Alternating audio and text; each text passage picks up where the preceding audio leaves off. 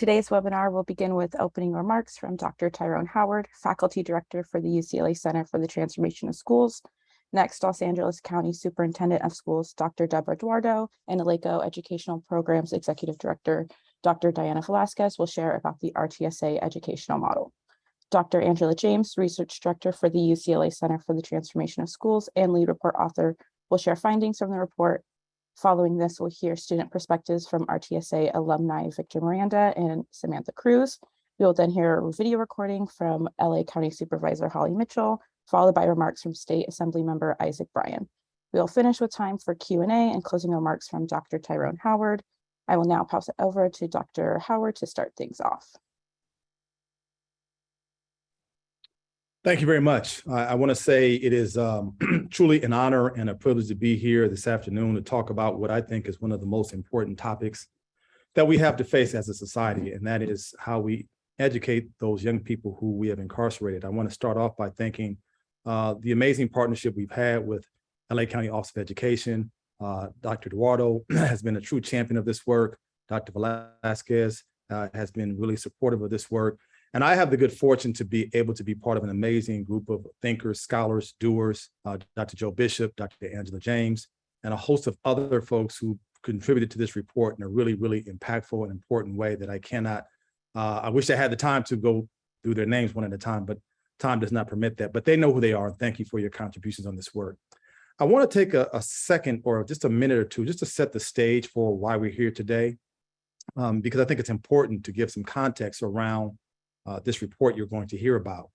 You know, one of the things that we oftentimes say is that societies can best be judged by how they treat two of their most vulnerable populations, their young and their elderly.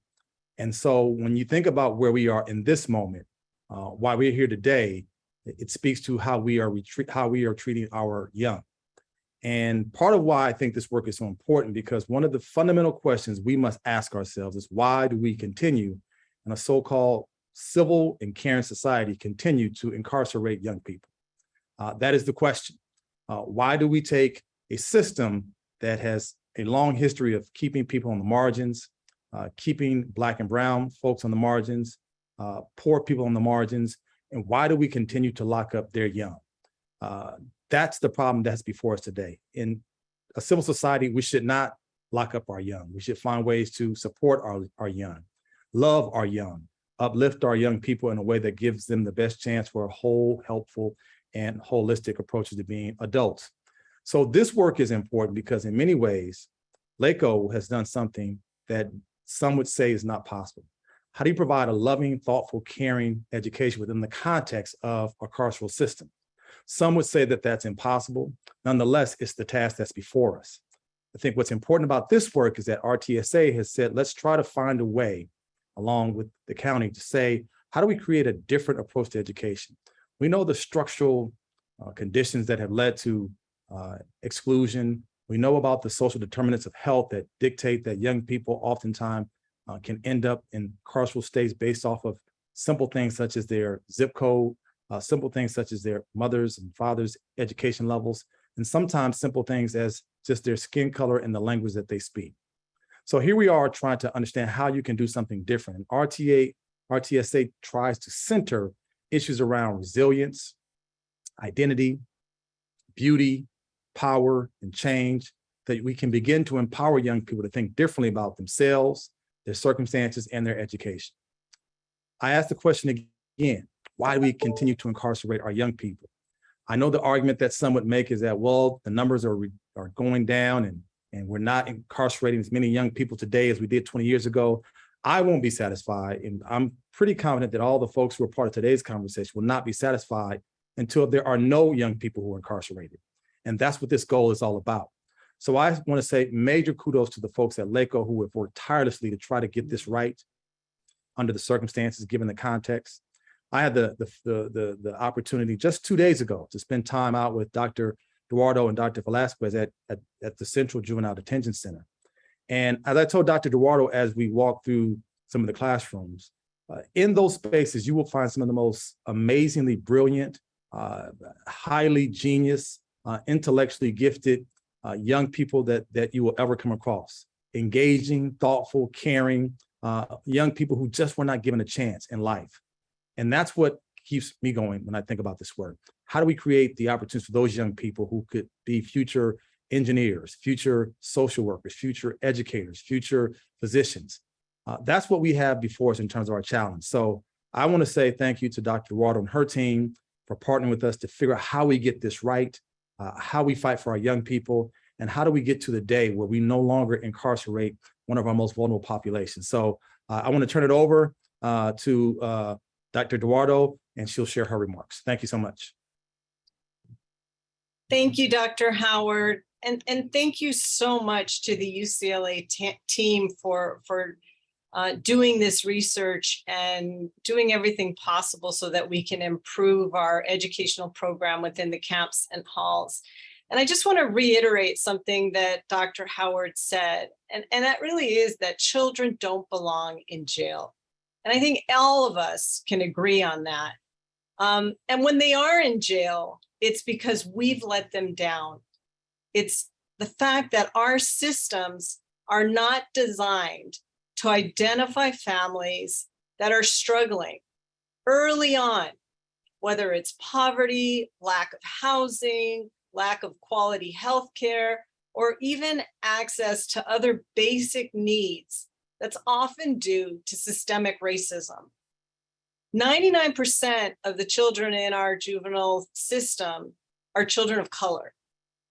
But while they are incarcerated, while we do have them, our goal is to do everything possible to provide them with the best education that we can give them, with a clear focus on relevant instruction that addresses some of the trauma that they've experienced, some of the mental health challenges that they have, just being separated from their families. Every single one of these children has experienced trauma.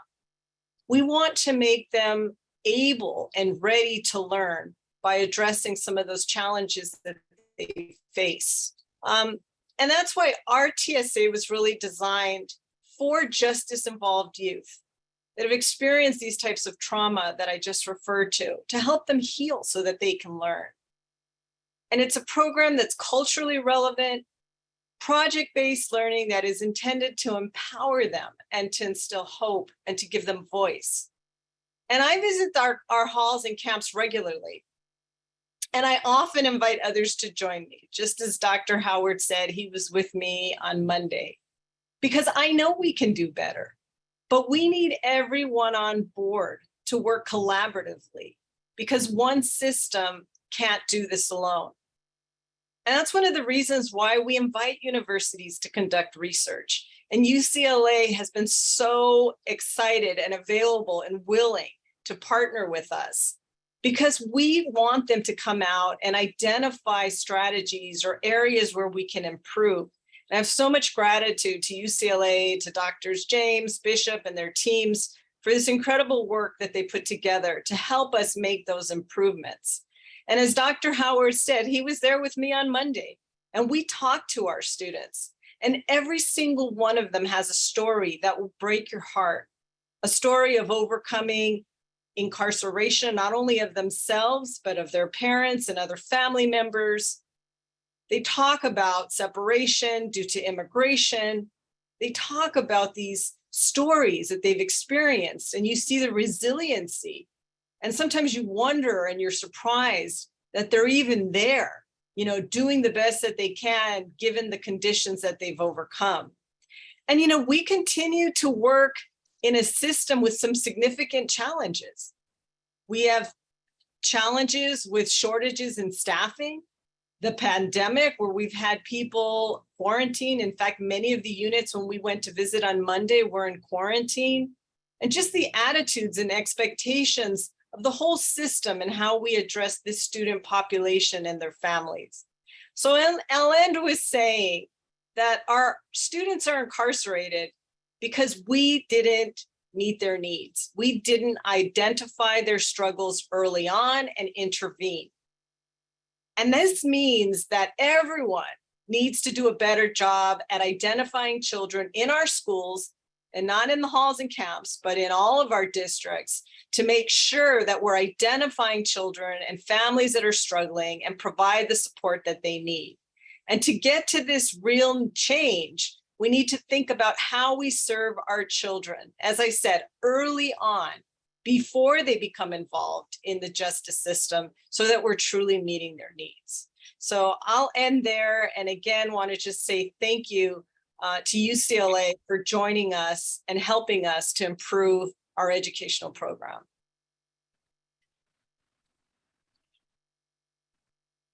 Good afternoon. My name is Diana Velasquez, and thank you. I'm grateful for the opportunity to say a few words today. I would add that RTSA is a nationally recognized program. It's a full-scale school redesign model designed to create real, long-lasting system change. We have shared the approach with other counties in the state, and we're also beginning to support other forward-thinking districts that want to develop programs that engage students and put them in the path of educational success. The approach was created with the students at the center of everything we do. In fact, the students at the first Camp Scott, were the ones to name the model the Road to Success Academy. With RTSA, students' needs are at the center of every decision, and the community surrounding them continuously collaborates, reflects, and revises as needed to meet the changing needs of our population. The structure combines local autonomy with accountability. And as Dr. Duardo mentioned, RTSA represents progress and change. The approach that RTSA uses is a thematic interdisciplinary project-based approach, where students explore content through themes such as hope, resilience, and transformation. It is a thoughtful, comprehensive re-engineering and approach to instruction that gets at the heart of what takes place between students and the adults who are with them. If we can keep students engaged and excited about learning, then we're more likely to reduce suspensions, which keep kids away from the schoolhouse. We need to take a deeper look at the root causes of disproportionality to appropriately address it. Once they arrive with us, most of our students have disconnected from school. For many, elementary school was the last time they felt inspired by the learning. Our students need to be re-engaged. They need to connect with the learning. They need to see themselves in the content they are exploring. It needs to be meaningful for them. They need to feel empowered and to actively participate in their learning, and empowered to continue to advocate for what works best for them. This is ultimately what RTSA seeks to do. Thank you.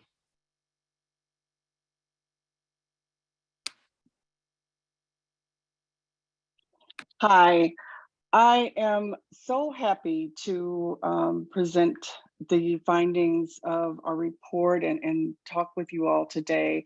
This really has been a labor of love, and I'm a little bit sad almost that I won't get to talk to folks at LACO and folks on our team on a regular basis about these issues. But these are issues which have consumed me for quite some time.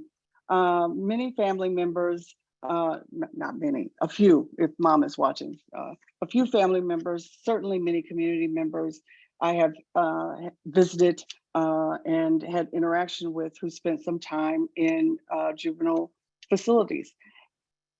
Those facilities have generally not been happy spaces.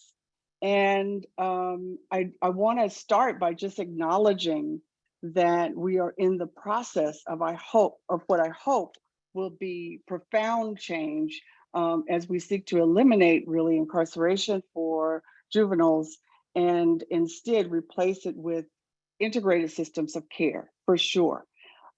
Meanwhile, though, on the route to that, it's not enough to say we're going there. We have to embody that along the way. And so very pleased to learn about RTSA. The system it replaced was dramatically different, right? And I just want to start there a little bit because I don't think that most of the people in the audience may be aware of the profundity of the changes.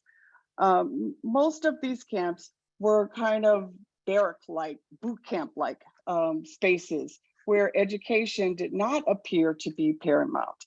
Now we've gotten to a place where education is more privileged, but are we at the place where we'd like to be? No. As Dr. Howard stated, we prefer for there not to be kids incarcerated. Let's start with first slide. The guiding question of this work really has been, how does the RTSA model impact student learning outcomes and student engagement?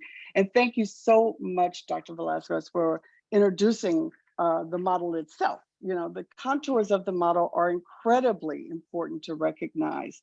One of the things I'd like to highlight is that it is research-based, evidence-based. We know that when kids are engaged, they learn, full stop. And these are kids. So there's no fundamental intrinsic difference in the children themselves, which would make this way of learning not work. So one of the things that we wanted to do is to look at how the model impacts student learning outcomes and student engagement, and how does the context of incarceration impact implementation.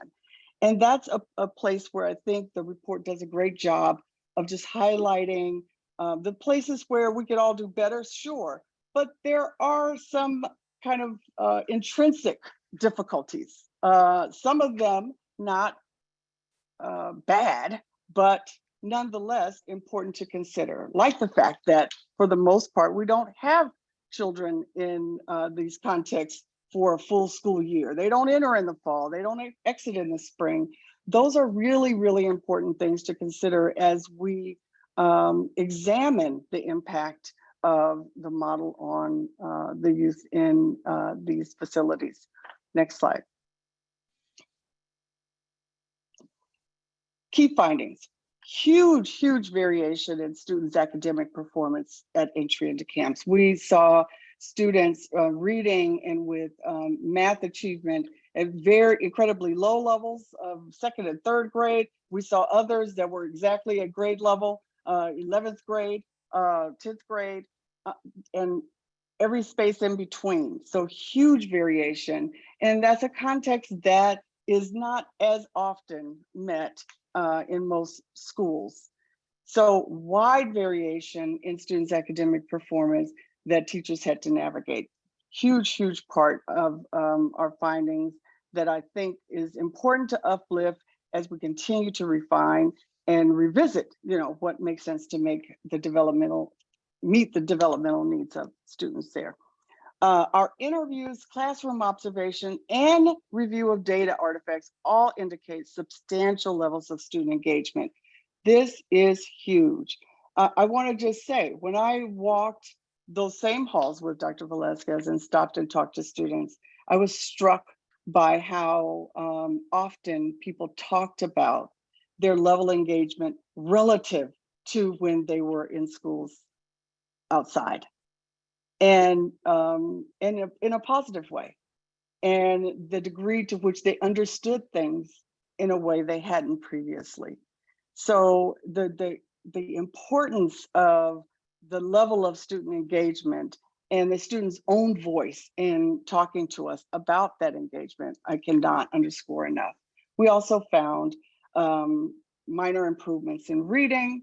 Certainly, if you read the report, you will see that, you know, we talk at length about this, but I want to say here, project-based learning, of course, we should see improvement in reading, and any improvement is actually a major improvement given the length of time that is average in these spaces. But the project-based learning, which focuses on kind of developing questions and seeking answers and articulating those answers, will and have shown this direct impact. Next slide. What are the challenges? There are some. There's always a gap between our vision and implementation, particularly when there's lots of moving pieces, and certainly these contexts, there are some. Carceral circumstances certainly challenge the full implementation of the model. I mentioned one aspect which is not is relatively benign, and that of students there for a month or 2 months are certainly not, you're not going to see the kinds of improvements in reading or in math that you might for someone there a year. But we would not advise that we keep students there a year. So that's just a challenge that has to be acknowledged. And though it is a far cry from the boot camps that I've seen and visited in earlier years, it's still a carceral circumstance. Children still arrive there traumatized from their arrests, from their experiences in halls. And some of you have seen things about that in the newspapers recently. They may have been suspended or expelled in schools before that. And they may experience trauma in the context of the camps themselves. So the carceral circumstances are certainly a challenge to full implementation, which I think has to be acknowledged. And along with that, just the need for ongoing agency coordination and data sharing, which is profound. Working with probation, which, that is the lead agency in charge with care of students, is a challenge. But as well, working with Department of Mental Health and other service providers that enter the educational space are all challenges that have to be acknowledged as we look at the implementation of the model in particular. Because when you pull kids out for this service or that service, you pull them out of something, right?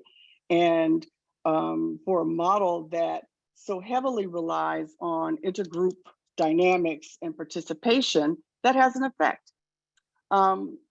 The alignment of RTSA with other educational services. And so, most students in this context are greatly incentivized, and I talked to a few, they want those credits and rightfully so, and often take advantage of various services in order to obtain them. Problem is, sometimes those services may not align specifically with RTSA, and sometimes, the participation in them may mean not participating in some aspects of the projects that are going on in the class. So the alignment of RTSA with other educational services, the alignment of aspects of the model with other agencies, their own implementation. And just a short example, positive behavioral interventions is very similar to reformed approaches taken by probation, and I can't remember the name of it, but approaches by Department of Mental Health, therapeutic approaches, but they're not perfectly aligned. And so kind of working with those agencies to make sure they're consistent. And of course, it's already been mentioned, staff turnover, recruitment and retention are critical.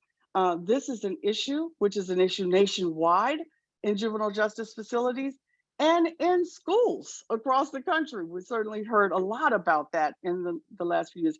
But what that means is every time you hire new staff, there's a gap between the departure of old staff and that's filled with substitute teachers. And there is a need to train the incoming teacher in this model. So it's an ongoing circumstance of continual training and development, which at any given point that you come and observe may or may not be there, right, for a given teacher. So these are the implementation challenges that we highlight in the report, and I look forward to carefully considering with the LACO team. Next slide. Our recommendation. And this is a recommendation, I think, I don't know if they're on the call, but we have another study that's really directly looking at some of the issues here. We've got to strengthen and incentivize the pipeline for diverse and talented educators that are committed to educational success of justice-involved youth. That's a lot. We've got to strengthen and incentivize the pipeline for diverse and talented educators. And also that are committed to the educational success, that believe in the educational success and the possibilities for educational success of justice and system involved youth. That is huge.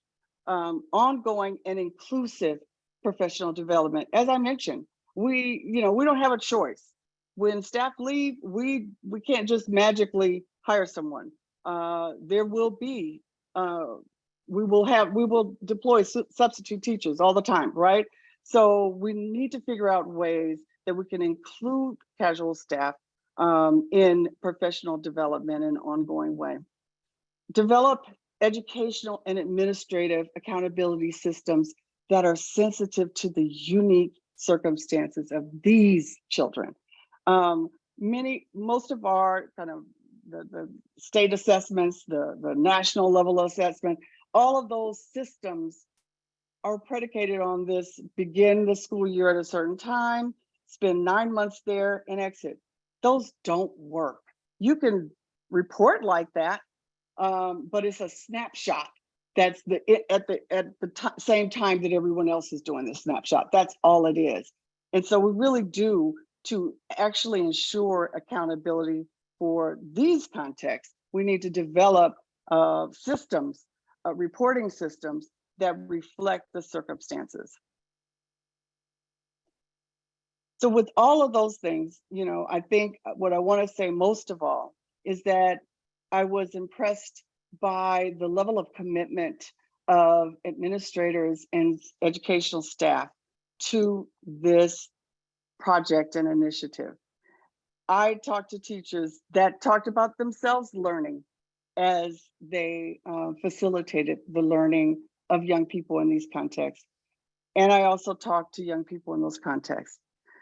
This model has enormous potential, and we are beginning to see the fruits. I believe we will continue to see the fruits if we find ways to refine, to work around the difficult circumstances that we are confronted with, as the model itself is built around the idea of the need for grappling with these difficult circumstances. And with that, I will just invite the audience to read the report, and that you can certainly contact any of us, but in particular me, with any questions you may have afterwards that we don't get to during this period. Thank you. Thank you, Dr. James. We're going to move into our student perspective section of the webinar now. And so we are first going to hear from Victor Miranda, who is an alumni from Camp Page, one of the Road to Success Academies. So Victor, if you could unmute yourself.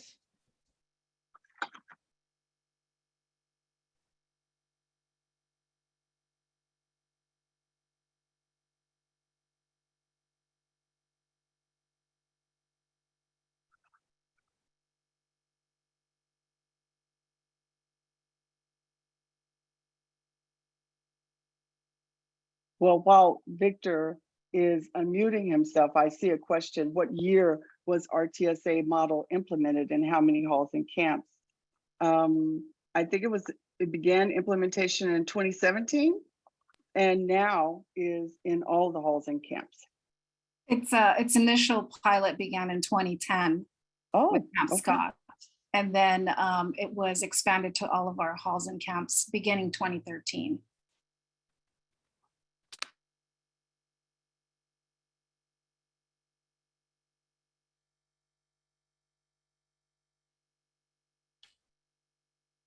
Victor, can you, I don't know if we're able to hear you if you're trying to share.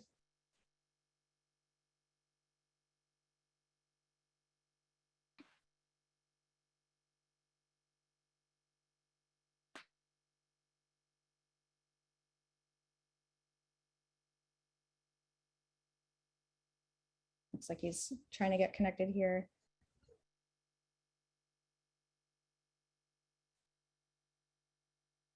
Let's see, maybe we can skip over to Samantha, if Samantha is ready to share, and then we can come back to Victor. That works. I'll go ahead and share. Great, okay. So good afternoon, everyone. My name is Samantha Cruz. I previously went to La Habra High School, where I then went on to go to Visions Learning Center, and I graduated in the year of 2020. I'm just going to go over a couple of bullet points today that made Visions different from La Habra High School for me. The first one I would like to touch on is emotional support. So Ms. Gonzalez was my teacher during the time of Visions. We did these things called daily check-ins. She would ask us what we did over the weekend. She would ask us random questions such as what's our favorite pizza topping. She would post quotes on the board where we could determine what we thought they meant, and a lot of different games and jokes that she would post on the boards. She did this so she was able to help us students engage with each other, but also be engaged before class started. The second one are themes that we had inside of our classroom. We had a bunch of different varieties of themes inside of our classroom. The one that stuck out to me most was empowerment. We had a bunch of different homework assignments that we would do that was under empowerment. The first one was World War I and Great Depression. Another was FDR and New Deal programs. And my favorite was the women's movement. A question that went along with empowerment was, how can I empower myself? Which leads me to my next one, which is resources. Some of the resources that was available for us at Visions were one-on-one with teachers, with our staff, college counselors, through the student program, academic counselors, transition counselors, on-site tutors, and life skill counselors. For example, some of the things that we did with these counselors would be the life skill counselors. We were able to go on trips to see different universities, different colleges that we wanted to attend to later on in the future. We had transition counselors. Mr. Walling was mine. He would help us figure out what we wanted to do once we graduated from Visions. And then we had academic counselors, which would help us with our credits that we were missing out on before we got to Visions. Because I empowered myself to use these resources, I got a lot of different opportunities through Visions. Some of the opportunities were finishing my credits an entire year early, becoming a school ambassador, where I would get to show everybody around, explain what we did inside the classroom. It helped me with my communication skills a lot. I was able to prepare speeches for them, explain what we did, explain my reports that I was able to do. Another one is dual enrollment at Rio Hondo College. Another is I got an internship through Artworks LA. I became a student worker through the program for LACO. I got the opportunity to be a part of the advisory board with Dr. Duardo, and I got to be a speaker for a councilman for Whittier. Because I empowered myself to use these resources and to give myself those opportunities and be offered these opportunities through Visions, that's what helped me become so successful. My overall experience with Visions was really well. Because of the smaller class size and because of the less students and all the resources that were available to me through Visions helped me become so successful today. For present day, I'm attending Cypress College. I'm a psychology major with hopes of going to a university someday. I'm an aspiring lawyer of hopes of going to law school later on in the future. And I have a long list of jobs that were available to me through Visions. I'm not just speaking for myself today. I'm speaking for all the kids that need this to be available for them. All the resources that were available to me through Visions. That's honestly what helped me become so successful today. And I hope that everybody gets the resources and the help and the emotional support that was given to me to eventually be where I am and be better than me and become successful. And that's it. Thank you.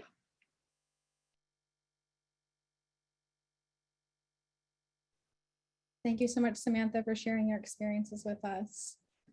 And Victor, are you able to try and join us again? Let's see.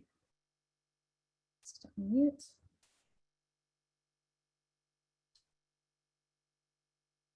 Give him a moment.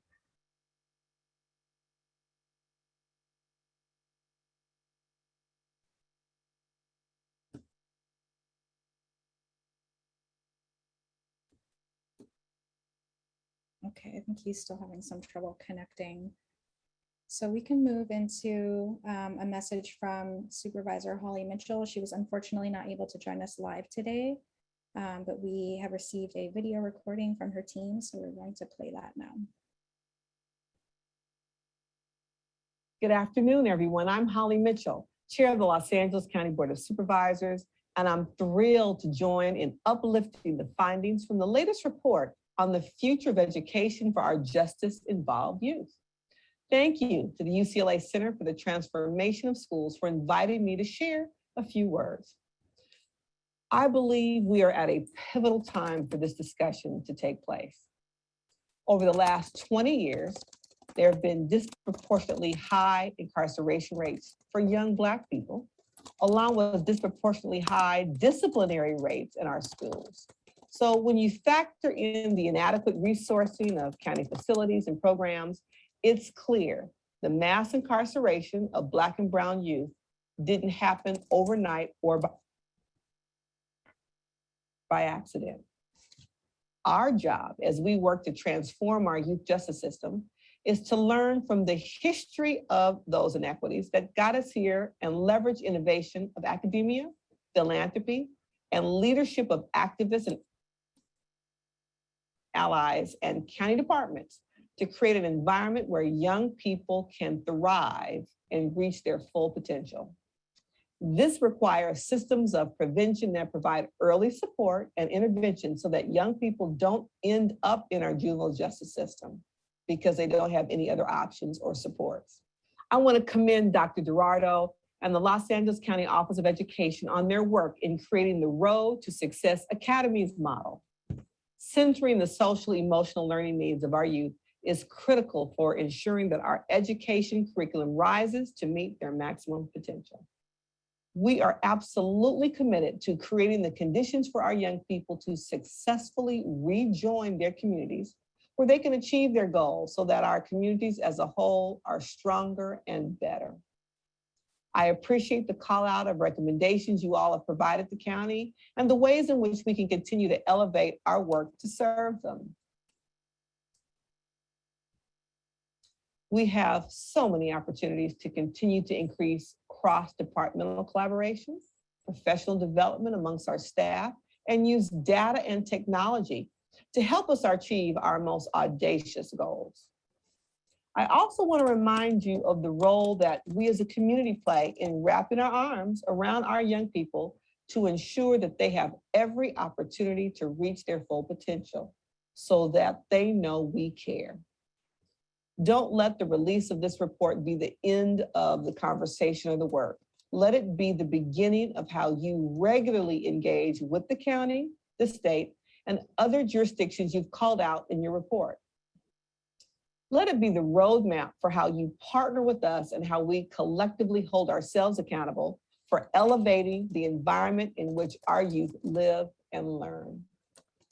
If we're going to create the conditions that provide our youth with every opportunity they deserve, we have to continue to work together. I wish you all much success in each of your areas of work on behalf of our youth.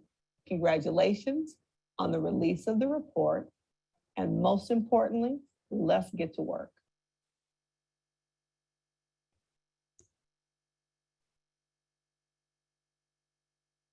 Okay, we're going to move into Q&A. So I have a list of questions from the audience. It looks like there's a lot of questions around what year RTSA was implemented, how many halls and camps is it being implemented in, how many of the camps are still open and how many are closed. So I think that would be a good question for the LACO team to start with that. How many Sure, I'll there? jump in here. And I believe Victor is going to be able to share if we also have time for him. Sure. As I shared, 2010 was the pilot. The pilot started at Camp Scott with the all-girls camp there. And it did, at that time, we had more facilities open. So there were about 13 facilities, I think, in 2013 that began their implementation and slowly began incorporating RTSA into their program. And then I think around 2015, we started seeing closure of sites, and we're currently now down to 6 facilities, and all of them are using the Road to Success model, as well as our community schools. Thank you, Dr. Velasquez. Another question came in about students with disabilities and IEPs, if they have access to RTSA, and did they make the same gains as students without disabilities? Maybe Dr. James, you could speak to that if we have data on that. I have to unmute myself first. Absolutely. Children with IEPs are included in RTSA. And actually, as you might imagine, this is a well-suited approach for differentiating education within the classroom. So the answer to that is yes. Did we see any distinctions in terms of, did it not work for one group or another? We did not, although I will, there are some data challenges so that I can't answer that one definitively. But the answer to the first part is yes, they are absolutely included in the RTSA model. I would like to add that about 50% of our population, and that ranges, but about 50% of our population has been identified as special education students. Great, thank you. This question I think would be good for the LACO team. What provisions are made to provide intervention services to students when they are released back to their communities? I can take that one. We do everything possible to start thinking about the students' release from the day they enter our systems. So we have many different types of counselors, but we have counselors that are called transition counselors that are working with the student as they transition back into their community, whether that's going back into the district they were at before or some other form of alternative education, or going on to college or starting work. So we follow the students to make sure that we're supporting them. We have some districts, and I want to give a shout out to LAUSD, that have actually placed some of their counselors to work alongside our camps and halls, because so many of the students we have come out of LAUSD that they're really trying to do more work together to prepare with us as the students transition back to their districts.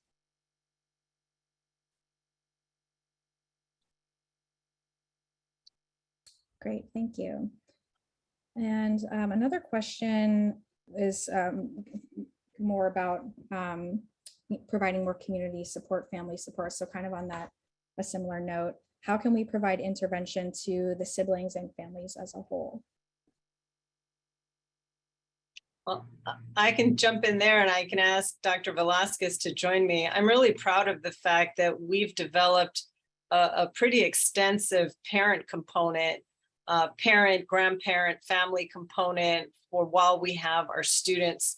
That includes workshops, regular meetings, addressing some of the questions that they have or concerns they have, fears they have about how they can better support their children while they're with us in the camps and halls, and as they go back out into their communities. So we have parents who've been empowered to lead workshops, to engage with other parents, and they've said it's made a significant difference. So a big part of what we do is involving parents, grandparents, guardians, and helping them, because it really is looking at that whole child, whole family, and offering support.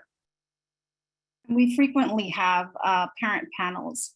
So we hear from our parents. We have opportunities for them to share their experiences around the educational opportunities that their children are being impacted by. And so it's really great to be able to have that close of a partnership with our parents, which has really grown in the years. It really has been over 100% growth of parent participation that we've seen in the last couple of years. Great, thank you. There is a question that is more about the project-based education or project-based learning. Sorry, I froze for a sec. I think I'm back though. The person asking the question would like to hear some examples of how project-based learning is being used in RTSA. So maybe Diana and Dr. Duardo, we can stay with you for that question. Yeah, I'll share some examples of projects that our students have embarked on. A couple of projects have been around, shorter projects like PSAs that our students have developed to bring awareness to different causes. And they collaborated with community organizations to create those PSAs and share not just with their immediate community within the school, but also outside the school as well.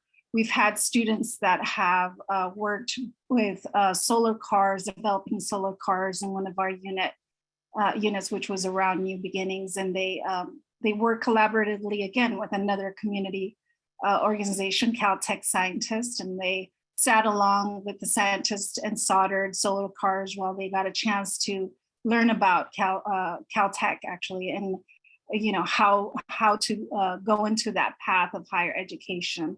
And so they were able to complete the project with the Caltech scientists, but also engage in that very important discussion about future of education.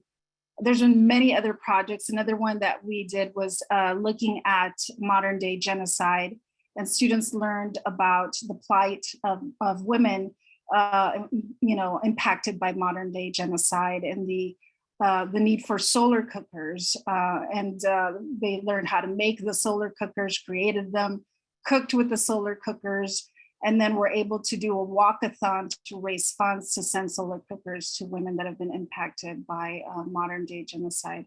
There's quite a few samples that I could give you along the years about some just really incredible projects that have really been intended for our students to connect with the content, as I shared earlier, in a more meaningful way, and really have a voice even, and see that their voice matters, and that they are part of solutions, looking at content to see how they can be a part of the solution of some of the issues that we've talked about.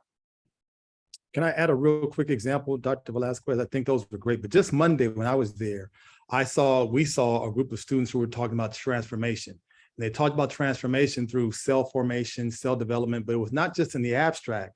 They also taught us through photosynthesis, but then they showed us the gardening they were doing. They were doing gardening in their classrooms with solar light, but then they also had their own community garden that they had outside as well.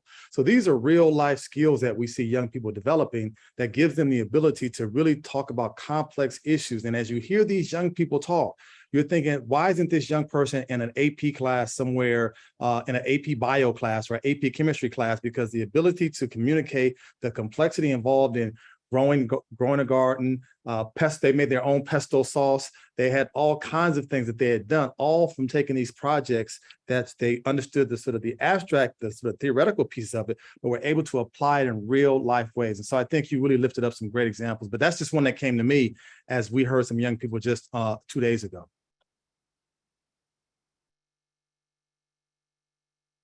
Thank you, Dr. Howard. So in the interest of time, we are going to conclude the Q&A portion of this, and we welcome additional questions. If you would like to connect with our team, I've put our email, our center email address in the chat. So if you'd like to connect with us further about any of these questions, feel free to send us an email, and we are going to see if Victor's able to share with us. So I'm going to go back to him.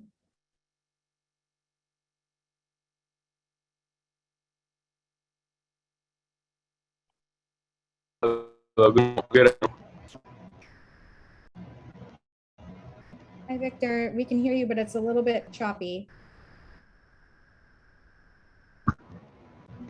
Oh, good morning. Hi, you're sounding better now, so go ahead whenever you're ready. Okay. So my name is Victor Miranda, and I attended Campbell High School.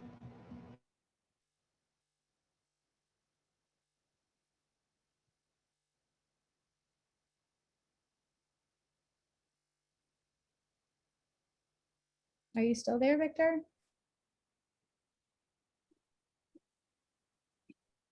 It seems like he's maybe having some connection issues.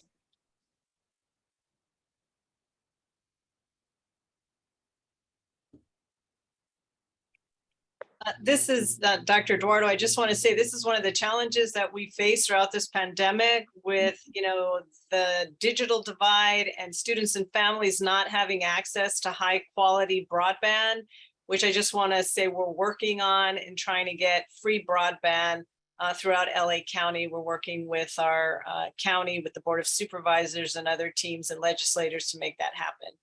But here's a perfect example of that. Yeah, that's absolutely right. Well, I'm so sorry we're not able to hear you, Victor, but thank you for being with us today. I'm gonna go ahead and pass it over to Assemblymember Isaac Bryan to share a few words. Hey, everybody. Just so you know, this is the last day of the legislative session here in Sacramento. And so we will be voting on bills from 8 a.m. till about 2 in the morning. But I took this break because this is an incredible conversation that you're having, and the work that you've done resonates with the things that I care about, and part of the reason that I ultimately ran for office. I spent 9 months going to the camps and interviewing the young people on a contract with the probation department to evaluate the efficacy of the LA model back when Deputy Chief Sheba Mitchell was involved with the department. And so reading the findings from this report, it took kind of the anecdotal things I was hearing one at a time and put them in a really organized, systematic analysis of the education that's happening with our young people, the variability that's happening, both at a staff level and the need to encourage, uplift, increase pay equity, but also an achievement and an outcome level. And it's given us room to grow. And so I want to thank the Center for Transformative Schools in LACO for being willing to convene this table and have this conversation. Also, I hope Victor's microphone can get working, because I would love to hear from him and hear his experience. Here at the state level, this is one of those areas that I'm going to admit on behalf of my 119 colleagues, we have not focused on, and we should. I think there's this feeling that our incarcerated young people are somehow less deserving than other young people. And I would make the argument, and I have made the argument many times before, that actually these are the students we have to invest the most in. It's where the greatest potential lies, and it's where the greatest disservice from our civic institutions has often already taken place. But we don't know where to make those investments or how to make those investments for improvement without thoughtful study.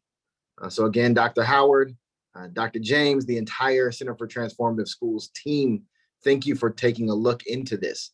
And LACO, thank you for being a partner that is willing to help think about ways that we can all serve our young people better. Whatever we can do at the state level, whether it's moving resources, whether it's creating a different regulatory framework that allows for us to get our young people the resources that they need to thrive and succeed, this is an office that you can count on. Because again, when we invest in these young people, we all thrive. As you all know, the camp population has been decreasing for some time. We've got a mismatched investment in the cost of incarcerating young people, which is about $400,000 plus per young person because of the decrease in the population. But of that $400,000 that we invest per year in our young people who are incarcerated, a small percentage goes towards their education relative to other investments in their incarceration. And we can and we should do more. So thank you all for having me. I'm going to stay on for a little bit longer, hoping that I can catch the tail end of this conversation. But thank you again to the Center for Transformative Schools for convening so many people to talk about this important issue. Thank you so much, Isaac, for sharing. And just a few housekeeping items before we close out. Here is a link to read the full report. I will put this link into the chat as well. And a few of you have asked if we're going to share the recording afterwards. We will. We will send a follow-up email to everybody that registered And we will also post the recording on our YouTube channel, so you can find us on there, Center for the Transformation of Schools. And just a reminder to sign up for our mailing list if you would like to be updated about upcoming events and webinars. And I will put this in the chat as well.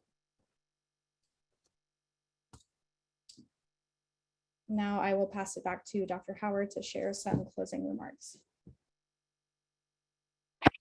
And I think this is the start of an important conversation, but cannot be the end of the conversation. The stakes are too high and there are too many lives that hang in the balance if we do not get this right. To those who will read our report, there's always criticisms and anger about why didn't we talk about this or why didn't we address that. I ask those folks to direct that anger and to direct that criticism toward the systems and structures that create these conditions in the first place. There will be anger and criticism directed at LACO as to why they don't do X, Y, and Z better and how could they improve these things. And I ask you again, the folks who will make those criticisms of LACO, direct that anger and direct that criticism and direct that energy toward the systems and structures that have created these conditions in the first place. Let's use our collective efforts towards producing better outcomes for our young people. We all have to be prepared to know that, as Dr. Duardo said, we have failed these young people collectively. We have failed them. There's no ifs, ands, or buts about them. But part of what I oftentimes say, and I asked this to Dr. Duardo the other day, either people don't know about this population or they don't care about this population. I want to give people the benefit of the doubt and assume that they just don't know. I would really encourage anybody to take Dr. Duardo or Dr. Velasquez up on their invitation to come out and spend some time in the camps. Talk to these brilliant young people. As Dr. Duardo said, they all have a story. And when you sit and listen to them, I know for me, the thing that comes to mind, but by the grace of God, there go I. That could have easily been me in that situation.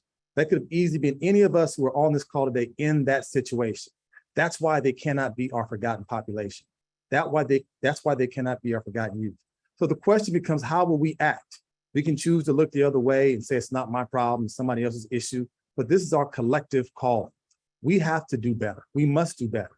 We need to begin to think about how we work collaboratively, where we have our systems working in unison, where LACO is working with DMH is working with DCFS, that they're all helping to serve those young people in the best and collective manner. We have to support the adults who are in those schools. One of the things we consistently heard when we were out at the camps, that the adults are tired and they're overworked and they're overwhelmed because this work is demanding, it's intense. In typical times, in COVID, those issues have become even more challenging and we have to find ways to support them. We also have to have a real honest and hard conversation about probation. I know that conversation will not be comfortable, but guess what? Our young people aren't comfortable in those camps. We have to ask ourselves the question about what's the role that probation plays is the investment that we put in probation, is that the best use of our dollars when we have young people who can be so much better? Again, I know I may step on toes with that, but sometimes there are toes that need to be stepped on when it comes to what our young people need. So we have to have that hard conversation. We also have to engage in data sharing because so much of this is about what we just don't know, but we have data across these different systems that are not informing one another to help us do better on behalf of our children. I hope 10 years from now, we're not having this conversation. I hope 10 years from now, we have no more children in camps across LA County. I think Los Angeles County can be, needs to be, and should be the model for how we support our young people. Again, RTSA attempts to do some phenomenal things, but I do not want us to think that RTSA is the answer to what our young people need at this point in time. It's a part of the solution, but it is not the solution in and of itself. So again, as was mentioned earlier by Bryan, we have to roll our sleeves up and get to work. We have to start doing the things that we need to be done. We have to call upon our elected officials. We have to call upon our philanthropists, and we have to call on our institutions of higher education to all do better and to be better, and most importantly, to act better on behalf of our young people in our society. I want to thank everyone for taking time out of their important schedules today to be a part of this very necessary conversation. Please read the report. Please give us your feedback. Please go out to visit the camps. We have to collectively fix this because our young people's futures are at stake if we don't get this right. Thank you so much and enjoy the rest of your day.